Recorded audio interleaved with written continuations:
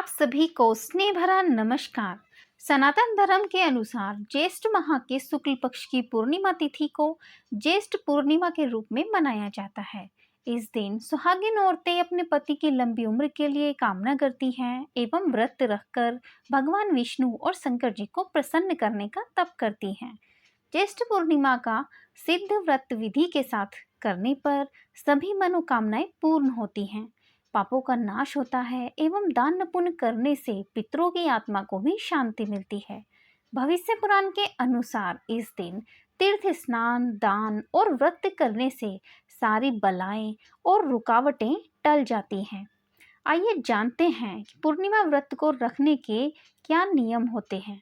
ज्येष्ठ पूर्णिमा का व्रत रख रहे जातकों को विशेष लाभ के लिए पूर्णिमा के दिन सुबह जल्दी उठकर स्नान आदि करके साफ वस्त्र धारण करने चाहिए।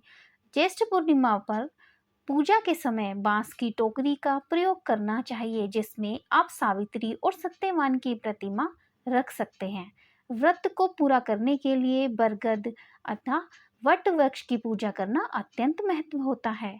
बरगद के पेड़ के साथ विष्णु जी, ब्रह्मा जी और शिव शंकर जी की पूजा करनी होती है, तभी नियम से यह व्रत सिद्ध माना जाता है। चंद्रमा की पूजा करना और यज्ञ हवन करना भी ज्येष्ठ पूर्णिमा के दिन शुभ माना जाता है।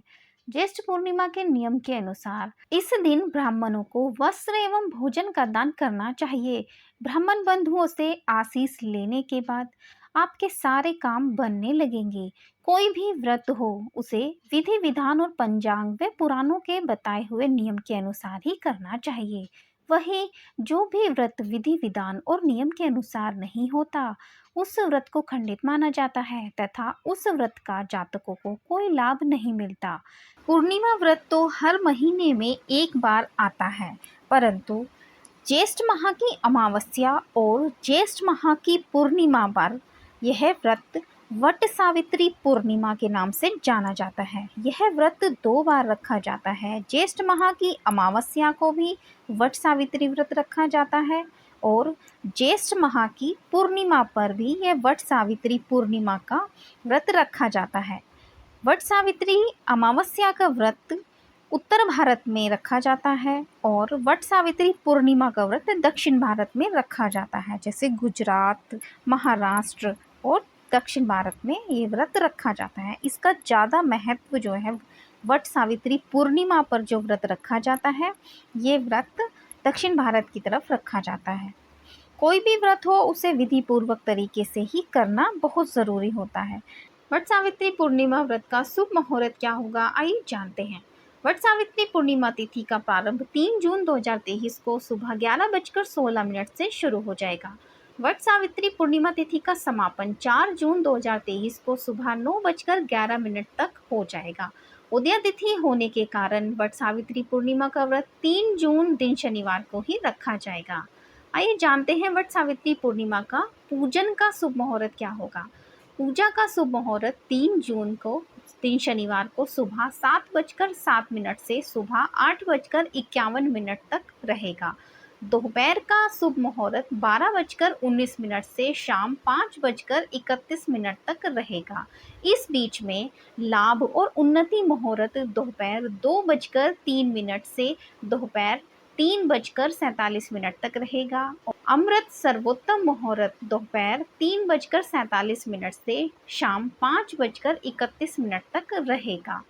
वट सावित्री पूर्णिमा पर शुभ योग भी बन रहा है। वट सावित्री पूर्णिमा के दिन 3 शुभ योगों का निर्माण होने जा रहा है। शुभ योग सुबह 5:23 से सुबह 6:16 तक रवि योग होगा। शिव योग 2 जून को शाम 5:10 से 3 जून को दोपहर 2:48 तक रहेगा। सिद्धि योग दोपहर 2:48 से 4 जून को सुबह 11:59 तक रहेगा। वट सावित्री पूर्णिमा पर पूजा विधि क्या होगी, आइए जानते हैं। इस दिन महिलाओं को सुबह जल्दी उठकर स्नान करके नए वस्त्र और 16 श्रृंगार करना चाहिए। शाम के समय वट सावित्री की पूजा के लिए सुहागने बरगद के पेड़ के नीचे सच्चे मन से सावित्री देवी की पूजा करनी चाहिए। पूजा के लिए महिलाओं को एक टोकरी में पूजन की सारी सामग्री रखकर पेड़ के नीचे जाना होता है और पेड़ की जड़ों में जल चढ़ाना होता है।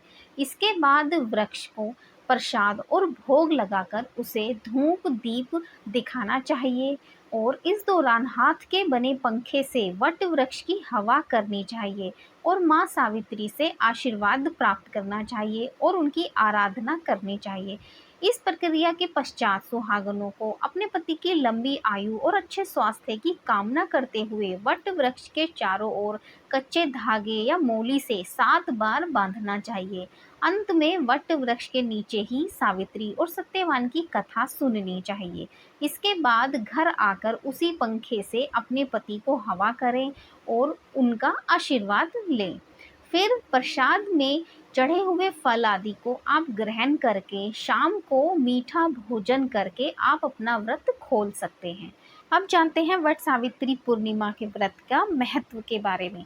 जिस पूर्णिमा का महत्व स्नान दान आदि के साथ साथ भोलेनाथ के दर्शनों के लिए भी जाना जाता है। दरअसल भगवान भोलेनाथ के दर्शन हेतु अमरनाथ की यात्रा के लिए गंगा जल लेकर आने की शुरुआत आज के दिन से ही आरंभ हो जाती है। साथ ही पूर्णिमा के दिन गंगा स्नान करना सबसे शुभ माना जाता है। पूजा को विधि पूर्वक संपन्न करने हेतु वट पूर्णिमा के लिए आइए जानते हैं पूरी सामग्री के बारे में। बांस की टोकरी जिसमें आप सत्यवान और सावित्री की मूर्तियां रखेंगे।